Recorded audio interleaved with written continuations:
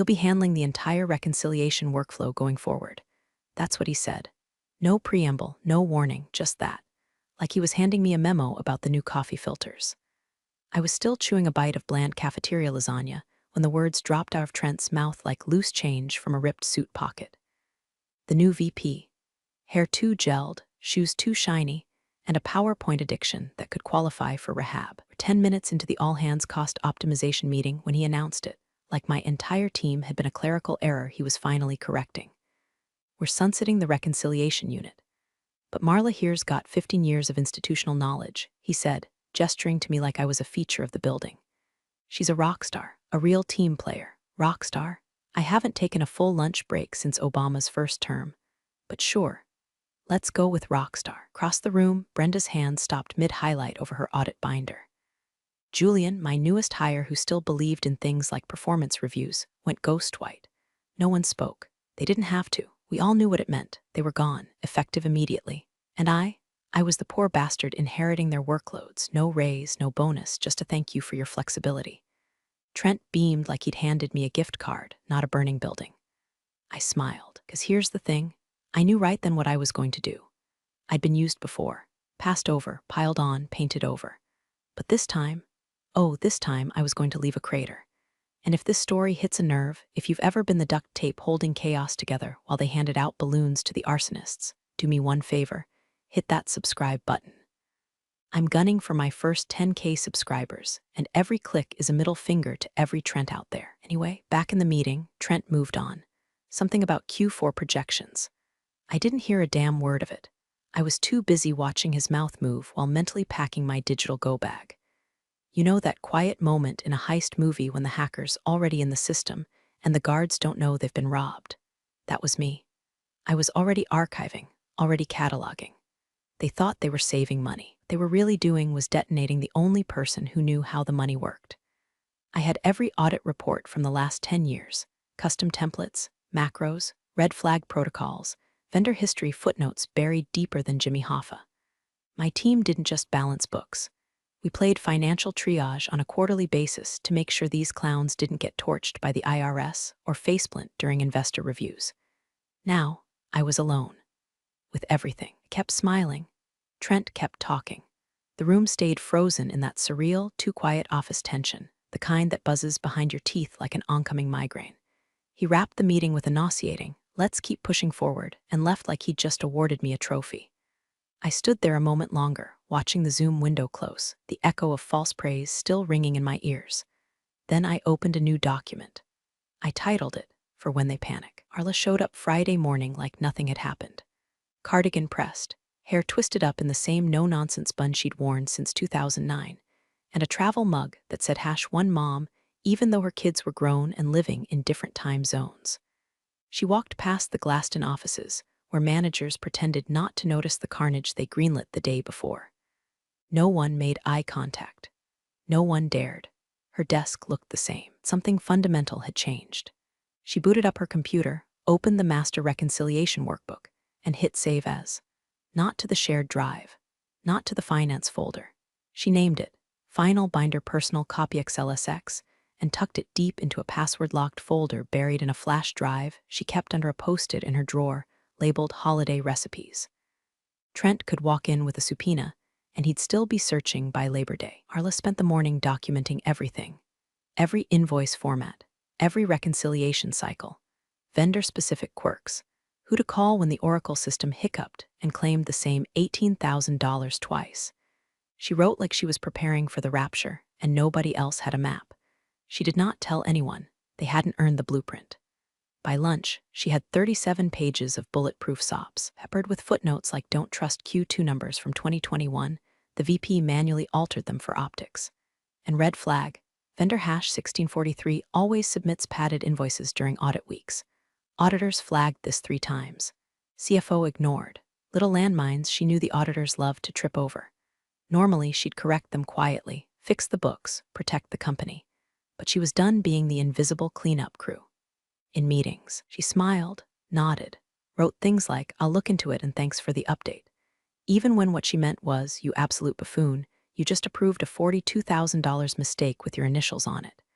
Trent popped into one of those Friday stand-ups like he was hosting a bake sale. "Hey, Marla, just wanted to check in. How's the transition going? Need anything?" She could have said, "Yes, I need you to go back to whatever marketing think tank spawned you." She didn't.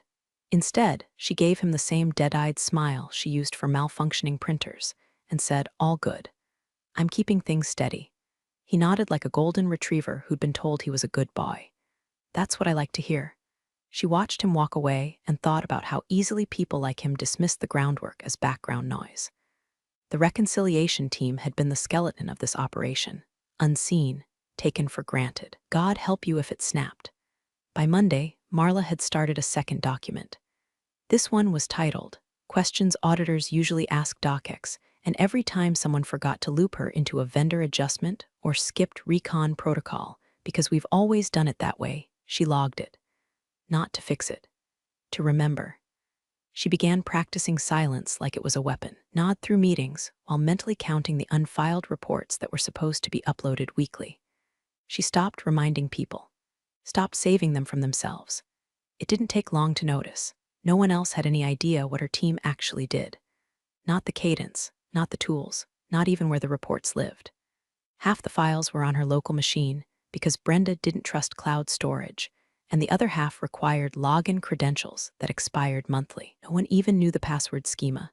She'd been the failsafe, the firewall, and now she was quietly, meticulously shutting herself off. Marla left the office at 5:01 that evening, her private audit binder zipped up on a flash drive in her purse.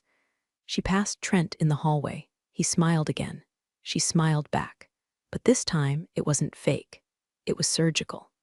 Marla had never liked the phrase quiet quitting. It sounded like something the interns posted on TikTok while sipping $7 coffee and filming day in the life reels. What she was doing wasn't quiet. It was symphonic. It started with her calendar. The hours she used to spend checking team output, scrubbing ledger imports, and cleaning up after Trent's spreadsheet tantrums. Those became external stakeholder calls and vendor syncs. That was her code. In reality, she was fielding interviews, Zoom calls during lunch breaks in her car, her blazer slung over her usual cardigan, dashboard fan blowing just enough to keep her from melting under the Ohio sun. "Tell us about a time you resolved a high-pressure financial oversight under tight deadlines," one recruiter asked. Smiling like this was a game show. Marla grinned back. "Just last quarter. Our controller approved a duplicate payout to a vendor who was already flagged for overbilling. I caught it before the check cleared. No one above me even noticed." They nodded like she'd solved world hunger. Inside, Marla felt nothing. Not pride, not joy. Just the cold, methodical relief of someone who knows the fire escape is right where it should be. Back at the office, she began the cleanup. Not for them, for herself. Old Slack threads, gone. Personal notes on the shared drive, deleted. Long-winded email chains with Brenda about shady vendor activity and quarterly adjustment anomalies.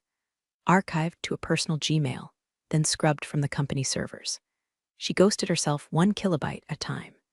The thing about being essential is people assume you'll always be there. So no one noticed the trail going cold. No one asked why the Marla folder was suddenly half its size, or why all those macros they depended on now said #ref. Watched them flail politely. Then HR sent the email. Subject, knowledge transfer planning request for discussion. She stared at it for a full 30 seconds. HR had that uniquely soulless tone like they were asking if you could train your replacement with the same cheer as baking brownies for potluck. Marla clicked mark as unread. 2 days later, they followed up. "Just checking to see if you saw our last message. Please let us know a good time to meet." She flagged it. Let it rot. If they wanted knowledge transfer, they could hire a psychic, or maybe try divining the process from the crumbs left behind in her draft folders. Every night now, she walked out of the building exactly at 5:00 p.m. Not 5:01, not 5:06 after answering just one more question from the CFO. 5:00, dead, on. And every time she passed that we're all in this together.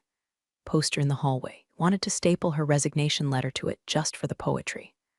On Thursday, she walked into a meeting where Trent was showcasing a new efficiency matrix he got from a leadership podcast. He stood in front of a slide that said we rise by lifting others in Comic Sans. "Marla, you've been with us a long time. You embody so much of our core DNA," he beamed. She smiled. "Thank you, Trent." He went on about integration, synergy, elasticity, whatever MBA salad he'd marinated in that week. Meanwhile, she mentally accepted the offer that hit her inbox that morning.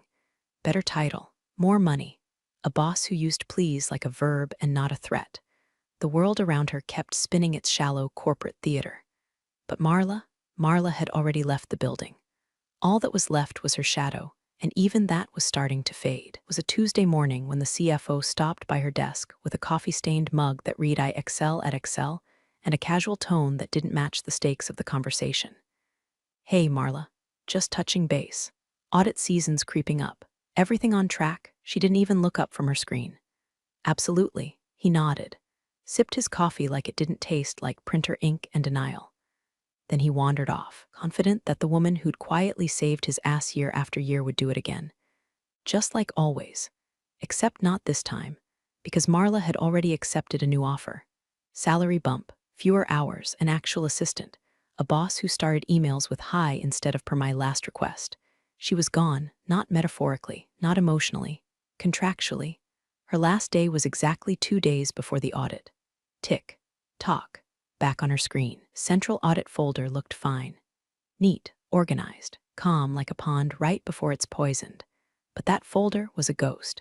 She hadn't updated the reconciliation logs in over 3 weeks. The vendor summaries, 6 months out of date.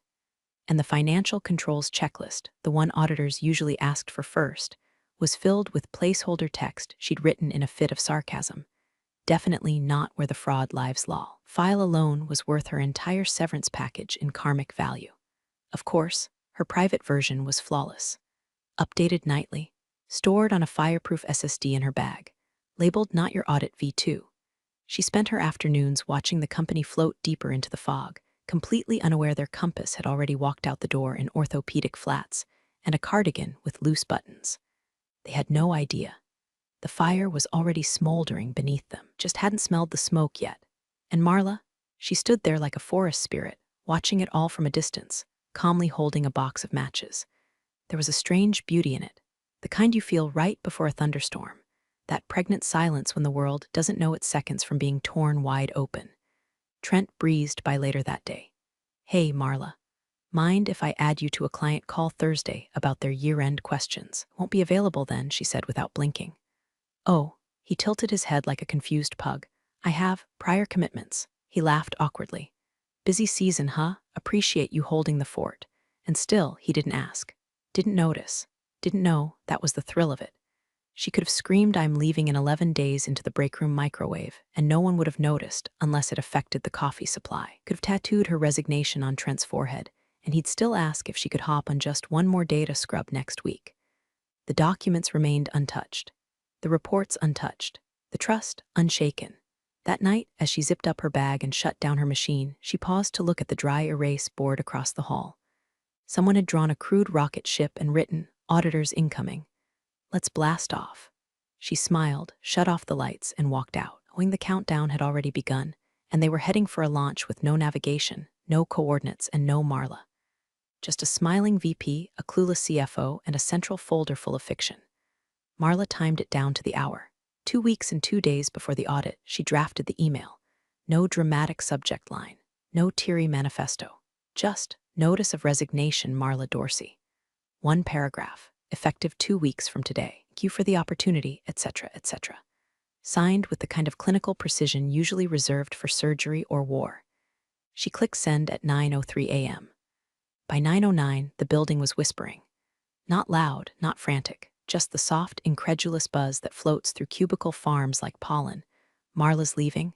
Is that even allowed? What are we going to do about the audit?" By 9:15, HR had her in a windowless room, blinking like they'd seen a ghost. They offered her a paper cup of water. She declined. "We were surprised," the HR rep stammered. Her badge said Cynthia People and Culture, which always struck Marla as funny. As if a name tag could fix culture. "Well," Marla said gently, "you did lay off my entire team and triple my workload with no additional compensation. Eventually, that sort of math adds up." Cynthia shifted uncomfortably. "We're hoping you could help us with a knowledge transfer plan. You know, before the audit." Marla gave the kind of smile you use at funerals. "I'll do what I can." That night, she began compiling the training materials. not the current reconciliation flow, not the updated vendor dispute logs or the master audit checklist with all the embedded formulas and risk flags. No, she dug into the archives and pulled out reports from 2 years ago, templates that had been deprecated, tools the auditors no longer asked about, macros that broke after a system update. She packaged it all in a neat little PowerPoint titled Reconciliation Overview Historical Context. It had charts. It had clip art. It had zero relevance. She delivered it on day 3 of her notice period to the interim analyst, a 26-year-old MBA with more ambition than sense, who smiled earnestly and nodded as she explained why vendor classification codes were important in 2021. Got it, he said, highlighting bullet points like he was preparing for the SATs. Marla nodded back. You're a quick study, you'll do fine. The VP, Trent, called her into his office later that day. He looked like someone had canceled his TED talk. Marla, he began, putting on his best concerned but still your leader voice. I have to admit I'm disappointed. He had high hopes for you, she blinked. You mean after firing my team and burying me under their workload? He sighed. We were leaning into your strengths. You've always been a stabilizing force. I thought you were committed. She leaned forward slightly, tone perfectly measured. I was committed, for 15 years. Then you decided I was disposable. He opened his mouth, but whatever he was about to say shriveled up and died. Marla stood, adjusted her cardigan like armor, and said, I'm happy to assist in the transition. I've provided training documentation and outlined historical processes. He didn't catch the emphasis. No one ever did, until it was too late. By Friday, her calendar was a graveyard of vague meeting titles: sync, touchpoint, strategy review. She attended them all, nodded when necessary, and watched them circle the drain in real time. Each time someone asked a specific question, where the vendor log thresholds lived, or how to reconcile the intercompany transactions for Q3, she tilted her head, paused, and said, that would have been Brenda's territory. Right, they'd mutter, making notes like Brenda might materialize out of a fog with a USB stick and salvation. Marla had never felt lighter. She slept better, drank her coffee slower. She even started parking in the visitor lot out of spite, daring someone to say something. At night, she rehearsed what she'd say on her final day. Something gracious but sharp. A line that would echo in the building long after she was gone. But that was still 9 days away. Plenty of time left to watch the floorboards creak under their weight, to let the fire spread quietly behind the walls, to smile, offer empty guidance, and walk them lovingly toward the cliff. By the start of her final week, the office smelled like panic, burnt coffee, cheap printer toner, the collective flop sweat of people realizing they trusted the wrong person to stay. Monday's audit prep meeting was called for 9:00 a.m. sharp. Trent insisted on donuts.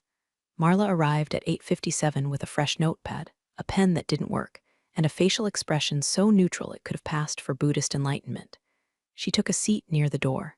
The conference room was packed. The intern, Derek, brought a laptop that wouldn't connect to the projector. Cynthia from HR hovered like someone waiting for a smoke alarm to go off. The interim analyst, what was his name, Greg, had printed out 3-month-old reconciliation logs and highlighted them in pink, for reasons unknown to God or finance. Trent clapped his hands. All right, team, let's get aligned. Nobody was aligned. Marla, he said cheerfully, like they were co-hosting a podcast. Can you walk us through the reconciliation file? She tilted her head with the slow grace of a church bell. Which one? He blinked. The Q4 master, she smiled faintly. I didn't upload that version to the drive. I kept it local for data integrity. You know, since version control became a problem last quarter, someone actually gasped. She didn't turn to see who. Trent tried to laugh. Okay, well, let's just use what's there. What was there was a patchwork of broken links, old templates, a spreadsheet that still had Julian's name on it, despite Julian being laid off 5 weeks ago and currently freelancing in Colorado. The screen lit up with chaos, formulas referencing empty cells, tabs labeled use this one, and a red warning bar across the top that read, helpfully, data source unavailable. Trent soldiered on. We can make this work, folks. We've got legacy docs. Let's pivot. Marla watched it unfold the way you'd watch your old house burn down after moving out. A quiet awe. Not sad, not angry, just satisfied. The intern muttered, where's the Q3 variance log? Someone else chimed in, has anyone seen the current vendor dispute list? Greg flipped frantically through his binder of outdated screenshots. I thought Marla went over that last week. Marla, still calm, replied, "That was a training session on 2021 formats." "That's not helpful," she shrugged. By 9:26, people were visibly sweating. Trent tugged at his collar. Cynthia tapped on her iPad like she was texting God for a miracle. The best part? No one, not one single person, had thought to check whether this year's documents existed anywhere outside Marla's laptop. And they didn't, because Marla never uploaded them, never promised she would, never even pretended. She'd simply stopped updating the drive. Quietly, months ago. She leaned back slightly in her chair, watched Greg whisper to Trent, watched Trent pretend to nod knowingly, and sipped her lemon water with the serenity of a woman at the end of a very long chess match. It wasn't just that things were falling apart. It was how they were falling apart, slowly, predictably, and with just enough time for everyone to realize the damage was self-inflicted. By noon, Marla was back at her desk, watching emails fly in with subject lines like urgent reconciliation flow. "And can you resend that macro thingy from July?" She didn't answer. She opened her new job's welcome packet, scheduled a mani-pedi for Friday, and deleted a calendar invite titled, "Audit Prep Sync All Hands." Let them sink. Let them pivot.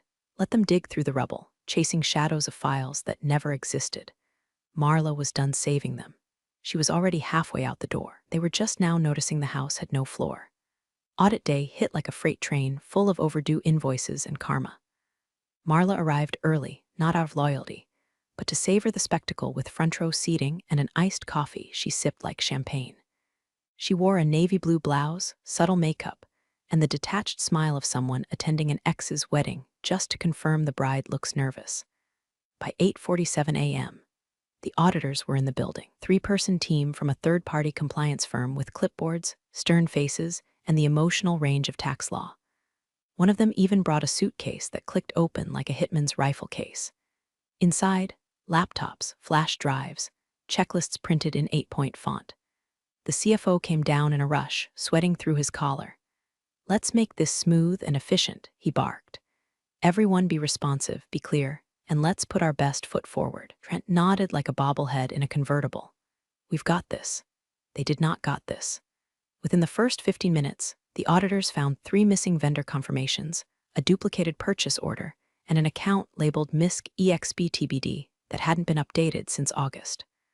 Marla watched it unfold from her corner desk like a woman watching her replacement try to assemble IKEA furniture with a spoon. At 9:16, first Slack ping hit her screen. "Hey Marla, auditors asking about vendor dispute resolution flow. Can you hop in?" She didn't answer. 9:23, "Marla, they want to see how we closed the Q3 GL variance. Was that in the binder you reviewed W/Greg?" "Nope."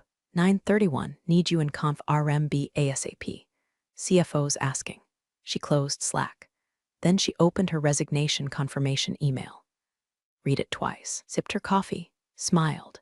At 9:42, Cynthia from HR, poor, frantic Cynthia, showed up at her desk looking like she'd just been hit by a compliance bus.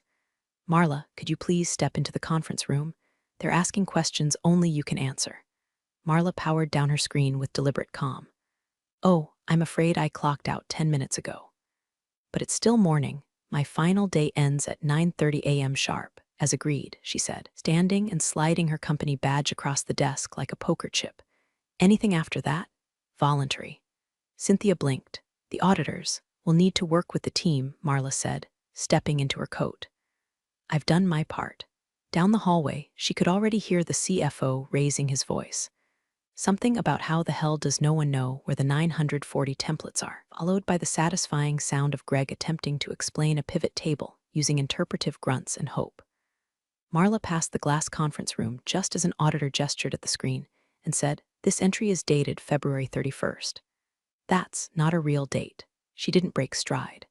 By the time the auditor flagged their third undocumented variance, the CFO shouted her name down the hall. "Marla, we need you in here now." She paused by the elevator, turned slightly. "I'm afraid that's above my pay grade now," she said, not unkindly. And then she was gone. Elevator down, phone off. A breath she didn't know she'd been holding released like steam from a cracked pipe. The world outside had never looked so free. Back upstairs, the company was officially being flagged for operational negligence. Several controls were deemed non-verifiable. Vendor audit trails were marked unsubstantiated.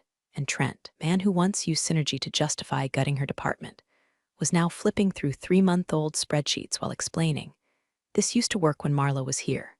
But Marla was already in her car, windows down, wind in her hair, listening to Sinatra and humming along like the final credits of a very long, very sweet revenge movie. The audit report dropped like a guillotine. Whispers turned to murmurs.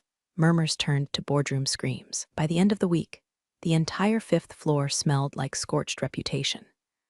3 days after Marla's departure, the firm's executive Slack lit up like a slot machine on fire. Words like breach, noncompliant, and how the hell did we miss this ricocheted off digital walls. The final report labeled their reconciliation procedures structurally deficient, noted severe gaps in documentation, and with the cold finality of a coroner's signature, recommended an immediate freeze on all external growth initiatives. Translation: expansion plans were dead. The CFO, under internal review. Rumor was the board found an old email chain where he told Marla to just fudge the variance this once. That alone could bury him under enough HR tape to mummify a C-suite. And Trent was quietly reassigned to business development strategy support, a title so vague it might as well have been bench warmer. His new desk was reportedly located next to the printer. People said he flinched every time someone printed a reconciliation report. None of this surprised Marla. She was already 3 days into her new job. Her new office had real windows. Her new team actually listened when she spoke. The first meeting she attended, the director said, "We trust your judgment. Build whatever process you think is best." She almost cried.